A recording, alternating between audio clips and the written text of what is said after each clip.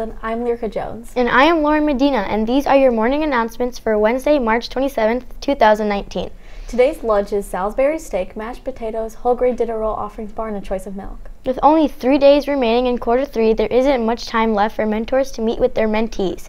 Make sure you check over grades and help your mentees try to improve in at least one class. An evening of improv in the library. The drama club would like to show friends, family, and staff some of their improvisation skills that they have been working on this year. This will take place tonight in the LRC with improv beginning at 6 and continuing till 6:30 p.m. Audience members will be asked to help come up with good scene suggestions, and the rest of the action happens on the spot. We will hope to see you there. We hope to see you there. Now let's take this moment to cue to our I Bet You Didn't Know segment. It's our I Bet You Didn't Know segment. We bet you didn't know that Mr. Brovant is an avid runner. He ran a little in high school and college to stay in shape, but he didn't enter his first race until 2006. Mr. Krajewski talked him into this first marathon that year, and he was hooked. He has ran 7 full marathons, 26.2 miles, and who knows how many half marathons, 10K and 5K and other distances. His most recent race was this past Sunday at the Rock CF Half Marathon on Grosse Ile. He started doing triathlons this past summer, also with Mr. Krajewski, and he looks forward to the weather getting warmer so he can get back on the bike. He loves running because it's something everyone can do if they are willing to put in the work. So now that we know that Coach Brovant has a passion for running, let's make sure if you join track this year to give it 110%. That makes me really want to get out and go for a run. Me too. The girls group could use their extra time after school to try running, since this is a friendly reminder that girls group will not be meeting today due to the upcoming break. PB's Warrior Closet will be open today for students to shop for items. We have a lot of new inventory in the closet. We are in the final stretch of reading month, and we would like to cue to our final segment on Look in a Book. Good morning. It's our final Look in the Book segment. In this segment, we are highlighting a passionate reader right here at Wilson, our very own Miss Mans. Here's what Miss Mans has to share with us about reading. She has always been passionate about reading. She grew up in a house full of books. Her favorite genre by far is fiction. What she loves about fiction books is that they can transport people to places that they've never been or allow people to explore lives that they will never live. The Harry Potter books are especially dear to Miss Mans' heart, probably because they remind her of her son when he was little. She would always read together with her son, and still to this day they connect through books that they both read. She is proud that she has passed that enjoyment of reading to him. If you don't like reading, give it another chance. Perhaps another genre like nonfiction or even format like graphic novel.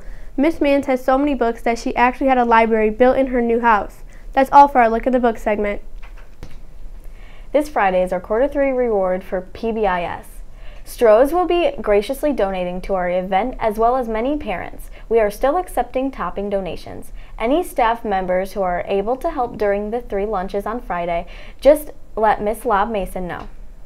Another friendly reminder to any of our Wilson staff and students who are traveling outside of Wyandotte and the Downriver area for spring break. Please take pictures to share with our morning announcements. We will be covering a segment called Wilson Travels. Today we have a very important message for all peer mentors from Mr. Jesu. If you are a peer mentor, after announcements you must report to the cafeteria today. Mrs. Purdue and Miss Bach will be checking in with all mentors. There are no 7th grade peer mentors in our program, and if you are a 7th grader mentoring, you need to come and see Mrs. Purdue at this time and she can talk to you about mentoring. Now here's Mr. Jesu. Good morning, Wilson. Happy Tuesday. I just want to take a minute or two to talk about our peer mentoring program. First of all, Mrs. Purdue, Ms. Napier, Mrs. Bach, they have put a lot of work and effort into starting this peer mentoring program, which we started several years ago, and it has just done outstanding things over the years. Unfortunately, I have to talk about some things that are we're not particularly pleased with. First of all, I'm finding that we have students who are telling their teachers that they are mentors, and they are leaving class early when they are not actually mentors.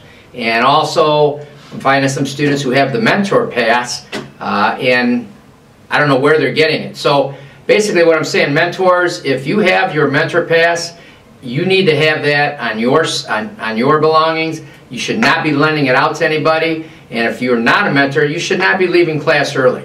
Unfortunately, if we have to start giving out consequences for this, we'll do that. But it's giving the program a bad name, and that's not what we want to have happen. All right. And the other thing too is I'm seeing a lot of kids who I know have mentors. I see them walking down the hallways by themselves, getting into trouble, and I keep asking, where's your mentor? So whether we need to have a meeting, I don't know. But again, we want to keep this program going, but it's all about credibility and it's all about your character. All right? Do the right thing, folks. Okay? Let's have a great day.